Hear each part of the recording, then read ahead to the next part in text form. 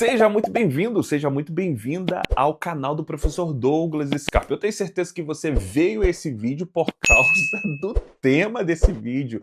Então fique aqui que nós vamos caminhar e tentar entender qual foi o processo do nascimento de Jesus e será que o Espírito Santo pegou o esperma de José e colocou dentro de Maria para que esta pudesse dar à luz ao Filho de Deus. Será que o processo foi esse?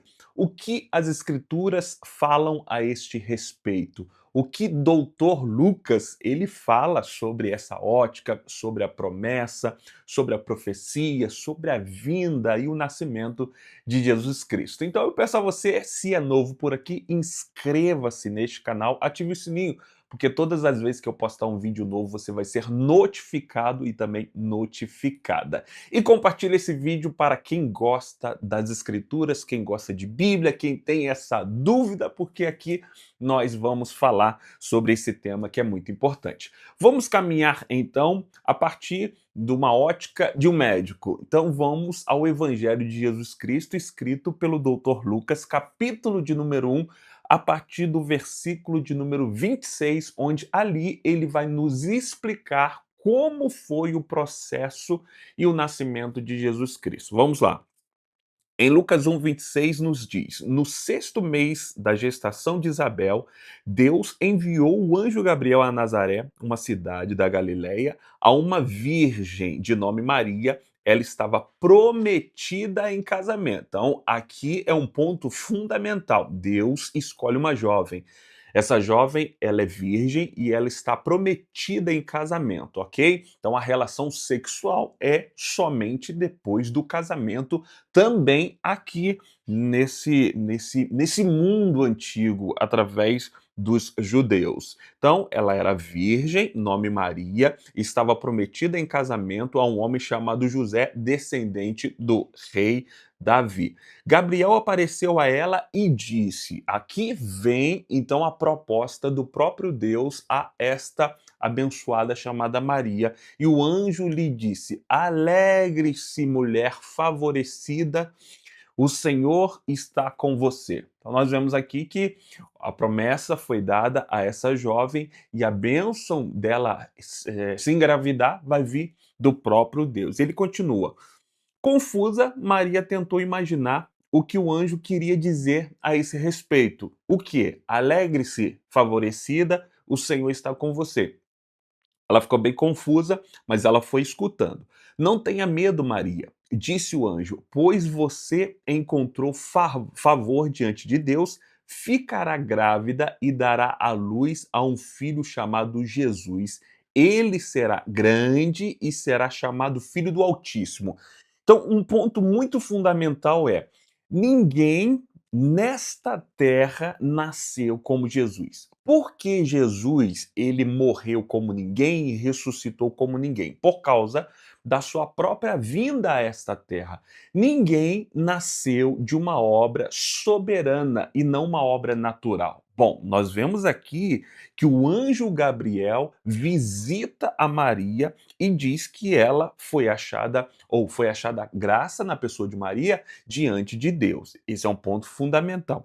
Em segundo lugar, o anjo Gabriel diz que essa mulher vai ficar grávida e ela não terá um filho pelo processo natural de gravidez, no sentido da relação entre homem e mulher, no sentido de haver a possibilidade de ter um esperma dentro de Maria.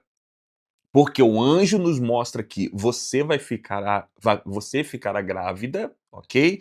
E dará à luz a um filho, e ele se chamará Jesus. Ele será grande e será chamado Filho do Altíssimo, ou seja, você vai ser somente um meio, tá? Um meio para que o Filho do Altíssimo, que é grande e santo, possa nascer. Ok? Se ele viesse pelo processo natural das coisas, ele não seria, primeiro, grande e também não seria santo. Ele só é santo porque não foi contaminado pelo pecado que vem pelas gerações através da relação do pai e da mãe. Por quê? Porque se unem dois pecadores. Então, ele, o anjo Gabriel, deixou registrado para Maria que o próprio Deus utilizaria apenas do ventre de Maria para que ela pudesse, assim, dar à luz ao santo, que é única e exclusivamente obra do Espírito, obra de Deus, e o grande. Então ele continua dizendo: o Senhor lhe dará o trono de seu antepassado Davi, e ele reinará sobre Israel para sempre, seu reino jamais terá fim. Aí vem a questão e a pergunta de Maria. Ela está contemplando o anjo, ela está vendo, ela está recebendo a notícia, aí vem a dúvida, como de qualquer pessoa. Ok? Primeiro veio a dúvida em Zacarias, pai de João, porque Isabel era estéril e eles já estavam avançados em idade. O anjo Gabriel prometeu João Batista, veio a dúvida no coração dele. Aqui não diferente. Vem uma dúvida sensata, a dúvida de Maria. Mas como isso pode acontecer comigo se eu não tive relação sexual com nenhum homem? Se eu estou apenas prometida em casamento. Olha o que ela pergunta. Maria perguntou ao anjo: como isso acontecerá? Porque eu sou virgem. Porque o processo natural do desenvolvimento de uma criança, do nascimento de uma criança, o processo natural da gestação, da geração de uma criança é por meio de relação sexual. Ninguém fica grávida, ninguém fica grávida, nenhuma mulher fica grávida nesse mundo sem a possibilidade de um esperma humano, sem a possibilidade de um esperma de um homem. Por isso que ela fica aqui na dúvida. Aí o anjo Gabriel vai responder a ela como será o processo. Ele diz: o Espírito Santo virá sobre você e o poder do Altíssimo a cobrirá com sua sombra. Então, olha só, mais uma vez o anjo Gabriel está dizendo para essa mulher que a obra que ele vai fazer no ventre dela não vai vir por processo humano, mas será um fruto bendito do próprio Deus, algo que é esplêndido, algo que vem do próprio Deus e que só necessita de um ventre para gerar. Só necessita de um ventre para gerar e não necessita do mesmo processo humano para gerar, ok? Então, aqui nós vamos ver que o Altíssimo a cobrirá com sua sombra. Portanto, o bebê que vai nascer, ele será santo e será chamado Filho de Deus. Novamente, Gabriel está trazendo a ideia para Maria de como será o processo. O processo será por meio de processo santo, ou seja, não vai passar pelo processo humano, que vai, no processo humano, gera criança que já vem no pecado, porque vem do pecado dos pais, não vai ser por esse processo, mas virá pelo processo extraordinário de Deus. Mas por que Deus então não pega o esperma de José e coloca no ventre de Maria? Porque não é por esse processo. Senão, esse seria um processo humano. Esse seria um processo humano e Cristo nasceria como eu e você, como qualquer humano, e Cristo seria o pecador.